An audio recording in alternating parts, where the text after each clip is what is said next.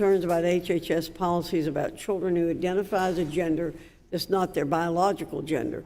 Specifically, I expressed my concerns about parental rights not being respected in basic decision-making about life-changing treatments and surgeries. You failed to respond timely or completely. I again wrote to you on January 12, 2023 to request you provide timely and complete responses. You responded, but Mr. Secretary, you neither fully nor completely responded to my questions, and particularly my document request. Will you commit to providing timely and complete responses to my questions and documented requests to my letters of December 22, 2022 and January 12, 2023? Yes or no? Madam Chair, we will work in good faith with you to try to address any requests that you make in your oversight capacity. Will you commit to providing timely and complete responses to all letters I send you henceforth? Congressman, we will, again, work with you closely and certainly in good faith to try to address any requests. As you know, the longstanding practice in the executive branch is to try to respond to the requests of the chairs of the committee so we can make sure you have that information. You're going to need to work just a tad harder to comply. Mr. Secretary, in my earlier letters to you, I noted how the family is the most basic unit of society, and parents have the inalienable right and responsibility to educate and rear their children.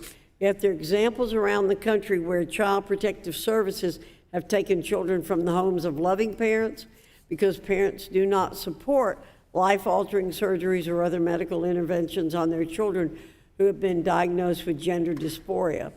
In California, one parent lost custody of her daughter, and court permitted only 1 hour of visitation each week because the mother did not want her daughter to receive gender interventions. In Ohio, a husband and wife lost custody of their 17-year-old daughter because they would not consent to cross-sex hormones. Instead of standing up for parents, the Biden administration has pushed to make it easier for children with healthy bodies to access puberty blockers, cross-sex hormones, and life-altering irreversible surgeries. I'm saying children. HHS has even weaponized its Office for Civil Rights to threaten providers and health plans that refuse to assess children diagnosed with gender dysphoria in receiving surgical or hormonal medical interventions. What planned regulations and guidance documents do you have under consideration for the Child Abuse Prevention and Treatment Act, Family Violence Prevention and Services Act, and child care programs that will discuss policies related to gender diverse, gender minority, or transgender issues?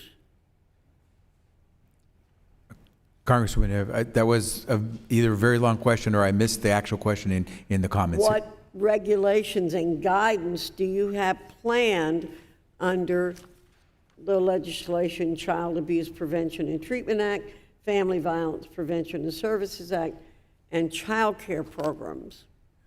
We will do everything through regulation that we can to make sure we can enforce the statutory provisions in those acts to make sure that we're protecting every individual that's entitled to those protections under those new laws. We'll do everything for a transgender child that we would do for any child because they have the same rights to access care that they need. You mean you're going to protect children who have one biological sex and may think that they have a different biological sex? So what's your estimated timing for such regulations and guidance? Congresswoman, I can get back to you on that because I can't say that there's a particular time frame, but I would say that gender-affirming care is a standard of care that's recognized by every major medical association in this country, and that means that you're talking over 1 million providers who have been part of that process of affirming that type of care. And so what we're going to do is make sure that when it comes to implementing the laws that you and your colleagues have passed, that we do it without discriminating against any group and we protect every individual. It's unfortunate that you don't have the same feeling about protecting the lives of unborn children so that they would have the chance to be born and live life. Mr. James, you're recognized for 5 minutes. Thank you, Madam Chairwoman. Good morning, Mr. Secretary. How are you? Or I guess it's afternoon.